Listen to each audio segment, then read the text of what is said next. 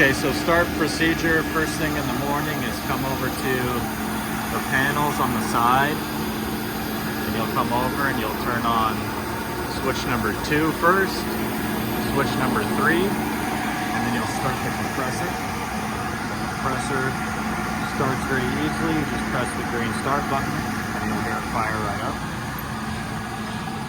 After the compressor fires up, you'll go over to panel number 4. And you'll turn on panel number 4 by flipping it up. This is the on position, this is the off position. All the panels say the same thing. And then, depending on if you're using a water jet or the saw, you'll turn on either the water jet panel or the saw panel. The water jet panel is in the off position because right now we're using the saw, the yellow GMM saw across the way, so that's in the on position. Once that's turned on, you'll then go over to the other wall, the other side of the shop, which is behind the GMM saw. One more panel over there. That's what this is. Yeah. And then there's an on switch on the back.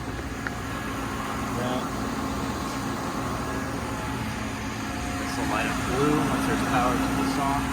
It's the computer, the fan. This is the tank. That's what the temperature is. And then you'll come over here to turn the saw on. Watch out real quick. Alright, after about 5 minutes, the saw will boot up.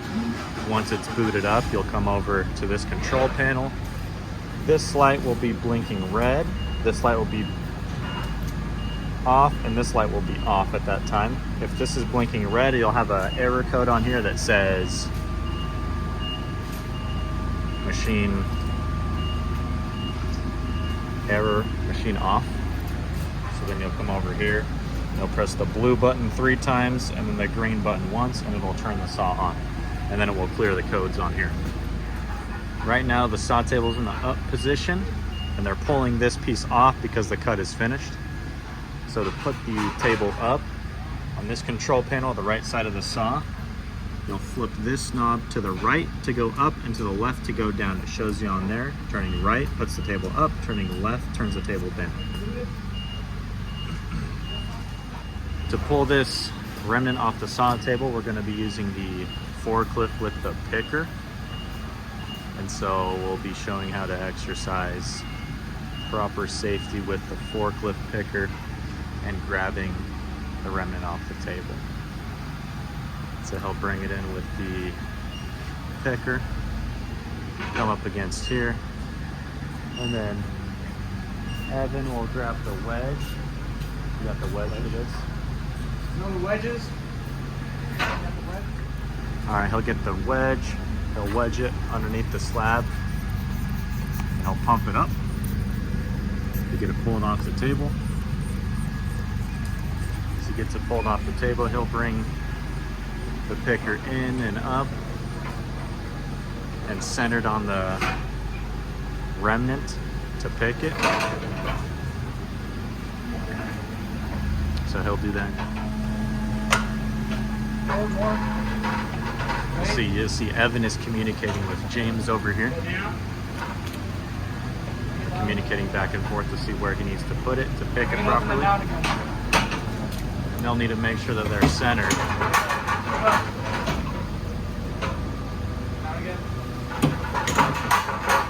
You'll probably want to go more to the left. You'll want to go more to the left to get it. Okay, now they got it centered. He's going to go ahead and pick it up. Straight up.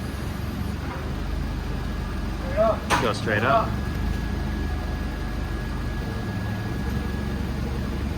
Once he's up, Evan's going to hold on to the slab and he'll stay an arm's length away.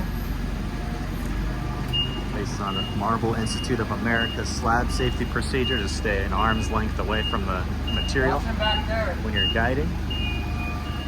Also have Hector as a spotter behind him, especially when things are tight in here and there's multiple carts with multiple jobs on them. And Another thing to look out for is up top. You'll see the gantry crane over there. It's higher up on the right section than it is on the back section.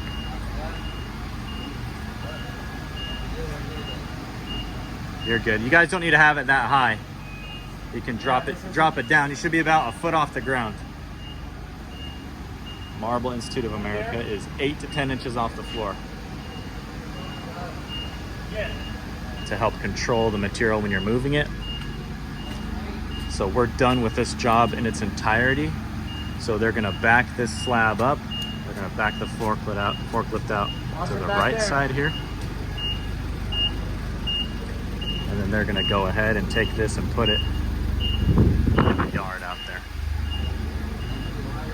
So out here, they're gonna find a spot for it in the remnant yard, and they're gonna set it by size. I got big pieces over here, and they taper down to smaller on that side. All right, now this is the new cut job he's bringing inside right now. Bring it up. Bringing it on the table. He's gonna try and get it as center as he can. One more. Good.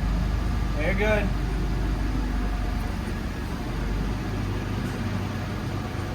It's straight. Let's come straight. One more. All right, you're good. Set it on the board there. The reason we have the 2x4 is because where the pegs are, the remnant is shorter than where the pegs are. You got one peg there, one peg there.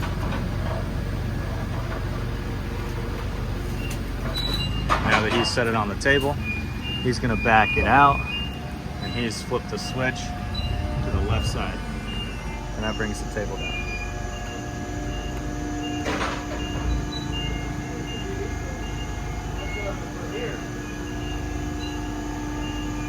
Hold it.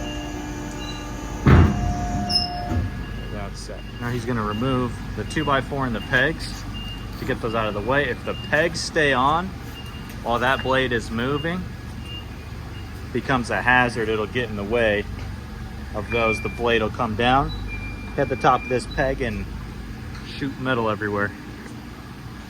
So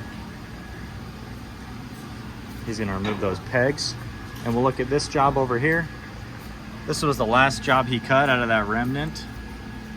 So what we're gonna do is we'll go to here, we'll select all of the work, which is this, that highlights everything. You'll see the diagonal lines.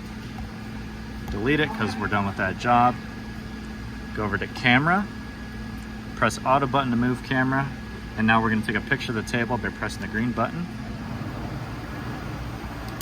Saw it'll move. It takes a picture of the table. It takes it in 4 corners. Take one picture there, one picture there, one picture there, one picture there. Quadrants of the table, and then it will put it on this screen here. Okay, now that the table has finished taking a picture, I will go ahead and go to my paperwork for this job. This job is 2 pieces with a bullnose edge with no lamination. So I'll come over here and I'll go based off my measurements, 45.5 by 19.25. So I'll go up here to DXF, down here to shapes. I'm gonna draw these shapes. So my first 45.5, I'll type 45.5, check that. And the height on that piece is 19.25. So I'll do 19.25. First piece is good, ready to go. 4.5, 45.5, 45.5, 19.25, 19.25, perfect. Second piece is 45.5 by 13.1/8. So I'm gonna draw another piece. 45.5 is good. I'll change the height to 13.1/8. 125. Check. We'll check it here. 45.5, 45.5, 13.1/8, 13.1/8. Perfect. Check. I have those 2 pieces, and I'll check those and add them to my work. Keep current drawings, no. Okay, so those are the 2 pieces I just drew. I'm gonna drag them in and drop them on the remnant. Again, drag it in. This one's a little bit tight. So we'll zoom in. We'll check the table also. You can see on this remnant piece, there's quite a few cut-ins here. So maybe I'll select them all and flip them. See how close that'll get me. Pretty close. So I actually think if I magnet these together, move them over, then my only issue is going to be cut-ins along this edge, which I do have one cut in there. So maybe what needs to happen is I Tetris it a little bit. So I go here,